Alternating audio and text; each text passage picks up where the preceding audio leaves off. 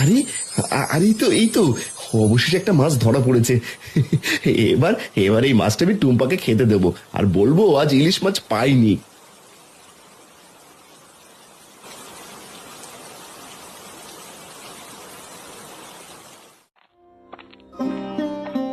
মা, ও মা, বাবা এসেছে? হ্যাঁ টুম্পা, তোর বাবা এসেছে, কিন্তু হাট থেকে মাছ আনেনি, তাই আবার মাছ আনতে গেছে। বলো কি মা, বাবা আবার কোথায় গেল? তোর বাবা জাল নিয়ে নদীতে গেছে টুম্পা, তুই কোনো চিন্তা করিস না, দেখিস তোর বাবা বড় একটা মাছ নিয়েই বাড়ি ফিরবে। হ্যাঁ মা, তাই যেন হয়। কিন্তু এই বৃষ্টির ভেতরে বাবার কোনো বিপদ হলো না তো? সে তো জানি না টুম্পা, তবে কোনো বিপদ না হলেই ভালো হয়। মা, তুমি একটু এগিয়ে গিয়ে দেখো বাবার কোনো বিপদ হলো কি না। ঠিক আছে, তুই আরেকটু অপেক্ষা কর, আমি গিয়ে দেখি তোর বাবা আসলো কিনা।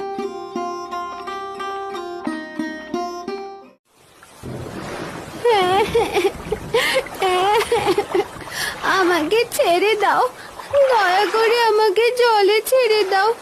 জল ছাড়া যে আমি থাকতে পারি না। আরে এ কি, এ কেমন মাছ?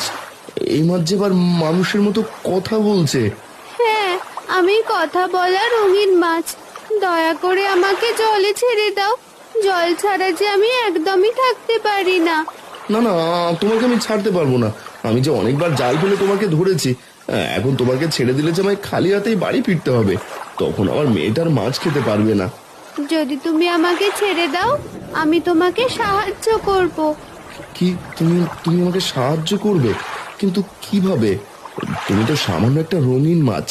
সেটা নিয়ে তুমি ভেবো না, আগে আমাকে জলে ছেড়ে দাও। এরপরে আমি তোমাকে একটা জাদুই ঝুড়ি দেব, যে ঝুড়িতে মাছ ভর্তি থাকবে। সত্যি বলছো? আমাকে ঝুড়ি ভর্তি মাছ দেবে? দাঁড়াও, আমি তোমাকে এক্ষুনি ছেড়ে দিচ্ছি।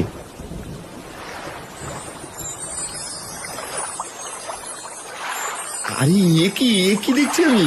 এটা তো সত্যি সত্যি এক ঝুড়ি মাছ, সেটা আবার নদীর রূপালী ইলিশ। এ যে আমার একদমই বিশ্বাস হচ্ছে না।